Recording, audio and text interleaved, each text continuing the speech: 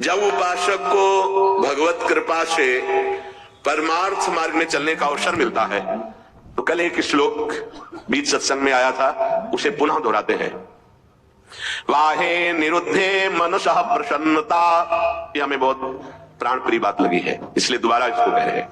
बाहे निरुद्धे मनसः प्रसन्नता, मनः प्रसादे परमात्म दर्शनम, तस्मिन् सुदृष्टे भवबंधनाशो बहिर्निरोधा पदवी विमुक्ते।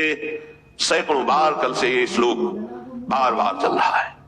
वाहे निरुद्धे मनसा प्रसन्नता, ये उपासक पकड़ क्यों नहीं पा रहा, पकड़ क्यों नहीं पा रहा, कितनी अमृतमयी बात है। एक प्रार्थना हम करना चाहते, सरल भाव से आप समझ लो इसका अर्थ, वो हमारी तरफ से प्रार्थना है। 1 महीने की केवल हमें समय दो, 1 महीने का। आप 1 महीने कोई इच्छा नहीं करेंगे, जैसी सामने परिस्थिति आए उसको भोग लो, इच्छा मत करना। 1 महीने का केवल समय दो। हम कोई साधन नहीं बता रहे हैं, इच्छा ही नहीं करनी। जहां इच्छा निकले उसे निरुद्धे रोक दो, बाहर जवान में ना आने पावे। खान पान देखना, सुनना, रहना, भोगना, व्यवस्था 1 महीने में मर थोड़ी जाओगे। 1 महीने का हम कोई संकल्प नहीं दे रहे, कोई कसम नहीं खवा रहे, प्रार्थना कर रहे हैं कि आज से 1 महीने हम कोई भी इच्छा व्यक्त नहीं करेंगे, न सद न असत, कोई भी इच्छा नहीं व्यक्त करेंगे। हृदय में आएगी तो वाहे निरुद्धे, वहीं रोक देंगे। बाहर की इच्छा बाहर, अंदर की इच्छा अंदर, व्यक्त नहीं करेंगे। बताओ, ये अपने घर का सत्संग होता है, ये केवल प्रवचन नहीं है, ये जीवन सुधार है और भगवत प्राप्ति के लिए है। 1 महीने की बात मांग रहे हैं। गृहस्थी में अगर ना कर पावे तो राधे राधे रटे, राधा राधा। लेकिन विरक्त जनों से प्रार्थना 1 महीने, केवल 30 दिन। जबान से आपकी इच्छा व्यक्त नहीं होनी चाहिए, 1 महीने बस। आप देखो कैसा आपको लगता है, जलन होगी पहले, वो बार बार व्यक्त नहीं करना, 1 महीने व्यक्त नहीं करना। परिपक्व अवस्था के प्राप्त महापुरुषों के हृदय में इच्छा ही नहीं प्रकट होती। जाहि न चाहिए कबहू कछु, तुम सन सहज सने, बसहु निरंतरता सुर शोराउर निज गे। 1 महीने, ये तो आजीवन की बात होती है महापुरुषों की। महाराज ये रख लो, कभी आपके काम में आएगा, कभी आपको जरूरत पड़ेगी, कभी आपको चाहिए ना। भैया नहीं, हम जरूरत मिटाने के लिए, चाह मिटाने के लिए, काम मिटाने के लिए आए हैं, बढ़ाने के लिए नहीं। आप रखो, जब जरूरत हो कि मेरा मालिक उस समय दे देगा। कभी आप तो उस समय जो अभी दे रहा है वो उस समय नहीं है क्या, हमारे लिए नई सृष्टि रच देगा। जो सृष्टि में नहीं होगा वो भी वो रच देगा, विश्वास करो। 1 महीने अभ्यास करके देखो, देखेंगे आप लोग, देख लो। इच्छा को होगी, इच्छा, हम ये नहीं करें कि इच्छा नहीं होनी चाहिए, इच्छा होगी पर आप व्यक्त नहीं करोगे। 1 महीने खेल खेल के देखो, गेम है। जीवन मुक्त महापुरुष की स्थिति होती है। देखो एक आपको कथा सुनाते हैं। श्रीमन माधवेंद्रपुरी जी महाराज बहुत बड़े महाभागवत भी हैं, चैतन्य महाप्रभु के चरित्र में आते हैं। ईश्वरपुरी जी के गुरु श्रीमन माधवेंद्रपुरी, ईश्वरपुरी जो महाप्रभु चैतन्य देव के प्रथम गुरुदेव थे, फिर संन्यास के गुरुदेव भारती जी महाराज के। तो श्रीमन माधवेंद्रपुरी जी महाराज जब क्षीर चोरा गोपीनाथ जी जो कहे जाते हैं, गोपीनाथ जी के दर्शन करने गए, तो वहां शयन के समय कुल्हड़ में बड़ा ही पवित्र और स्वाद युक्त खीर का भोग लगता था। जब महिमा सुनी खीर की और भोग लगता देखा, तो उनके अंदर इच्छा हुई कि अगर एक कुल्हड़ प्रसादी मिल जाए तो स्वाद लेके हम देख लेंगे कि प्रभु को ऐसा खीर का यहां भोग लगता है, तो अपने ठाकुर जी को ऐसा ही खीर का भोग लगाएंगे। जो ही इच्छा जागृत हुई, जलन पैदा हुई। इच्छा कैसे जागृत हो गई? तो अंदर से विवेक कार्य कर रहा है, बचाने का जलन। ये तो प्रभु के भोग के लिए इच्छा, फिर भी इच्छा कैसे हुई कि मुझे एक कुल्हड़ मिल जाए? तुरंत प्रणाम किया और वास चल दिए।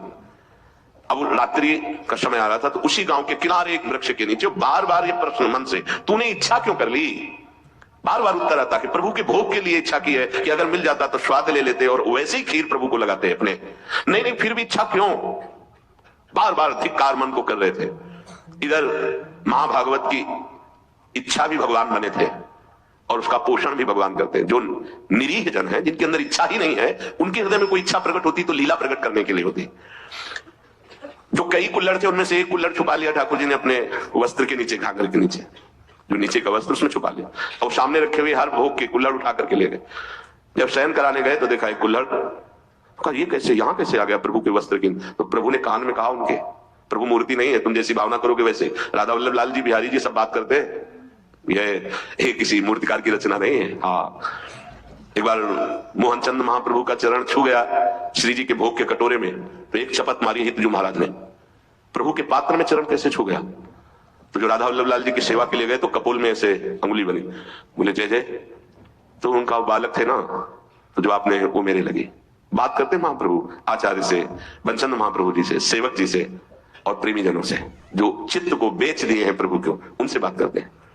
काल में प्रभु अपने सेवक से कही कि मैंने चुराया है श्रीमन माधवेंद्रपुरी जी के लिए, और गांव के बाहर अमुक वृक्ष के नीचे बैठे, ये वहां पहुंचाओ तत्काल। तो बैठे हुए भगवत स्मरण करते बीच बीच में धिक्कार दे रही थी, इच्छा कैसे जागृत हुई? श्रीमन माधवेंद्रपुरी किसका नाम है? उनका जी दास का नाम। ये गोपीनाथ प्रभु ने आपके लिए खीर का कुल्हड़, हाँ ऐसे नहीं, बड़ी अद्भुत लीला की, भोग लगाया तो एक कुल्हड़ चुरा लिया आपके लिए, और जब शयन कराने गए तब आदेश किया तो लाए। उस दिन से प्रभु का नाम चीर चोरा गोपीनाथ हो गया। वो तो चले गए देखे, रात भर रोते रहे प्रभु, खीर तो पाई ही, कुल्हड़ भी पा गए, और उसको तो थोड़ा कुल्हड़ का हिस्सा बांध लिया, रोज प्रसादी रूप से थोड़ा कुल्हड़ पा लिया। कितना आप विचार करो, इस कोटि के जो महामहिम है वो भगवत संबंधी इच्छा में इतना क्लेशित हो गए। हम तो स्वयं भोग की इच्छा करते हैं। हम कौन से साधक हैं, कौन से महात्मा हैं, किस मार्ग के पति? जब सिद्धांत को समझो, यहाँ इच्छाओं का तो जाल लगा हुआ है, और परमार्थ का स्वरूप क्या है? बाहे निरोधे, बाहे ही रोक दो उस इच्छा को, कोई भी इच्छा हृदय में अपना स्थान न बनाने पावे। मनसा प्रसन्नता, तो आपके मन में अखंड प्रसन्नता जागृत होगी। और मनः प्रसादे परमात्म दर्शनम, जब हम बाह्य विषयों का सेवन करते हैं तो मन खिन्न रहता है, नवीन नवीन विषय भोगने के लिए मन में जलन होती है, वही विषयों की तरफ आकर्षित करता है, फिर वही जलाता है, वही संकल्प विकल्प कराता है, थोड़ी देर जलाने के बाद फिर उसी भोग की लालसा करता है। बड़ा बाहे निरुद्धे, रोक दो उसको। देखो इसमें विवेक बल काम करता है। अगर आप सत्संग सुन रहे हैं, शास्त्र स्वाध्याय करते हैं, नाम जप करते हैं, सेवा करते हैं संतों की, ठाकुर जी की, तो आपका विवेक प्रबल हो जाएगा, वो रोक देगा। कितना आनंद, कल से इस श्लोक का चिंतन चल रहा है। इतना कोई इच्छा ही नहीं करनी भाई। ये गृहस्थ जन जो बहुत सी कामनाओं में रत हैं वो ये नहीं समझ पाएंगे, लेकिन हम विरक्त जनों से प्रार्थना करते हैं, यदि आप कोई इच्छा नहीं करेंगे तो आप बहुत जल्दी जीवन मुक्त हो जाएंगे। इच्छा ही आपके स्वरूप को ढके हुए है, इच्छा ही आपका बंधन है, और निरीह इच्छा रहित ही जीवन मुक्त अवस्था है। 1 महीने का अभ्यास करके देखो। अगर 1 महीना बहुत ज्यादा लग रहा हो कि पता नहीं चूक ना हो जाए तो 15 दिन का कर लो। 15 दिन बहुत ज्यादा लग रहा हो तो कोई 1 हफ्ते का कर लो। और गृहस्थ जनों को ज्यादा लग रहा हो तो 1 दिन का करके देख लो कि सुबह से लेकर के शयन तक आज कोई इच्छा नहीं हम करेंगे। अगर इच्छा होगी भी तो व्यक्त नहीं करेंगे। 1 दिन करो। विरक्त के लिए 1 महीना, नए साधक के लिए 15 दिन, बहुत नए साधक के लिए 1 हफ्ता, गृहस्थ के लिए 1 दिन और 1 हफ्ता। देखो ना करके क्या बिगड़ जाएगा। आज सुबह से शाम तक कोई इच्छा प्रकट नहीं करेंगे, हृदय में होगी तो उसको वहीं दबा देंगे, वाणी से नहीं बोलेंगे। देख लो, परमहंस श्री ओंकारानंद सरस्वती जी घर में भिक्षा पाने जब आए तो बच्चे ही थे, किसी कारण से मैया भूल गई नमक डालना सब्जी में। वो पाके गए, पिताश्री आए पाने, देवी, अरे सब्जी में तो नमक, अरे भूल गई, क्योंकि छोटे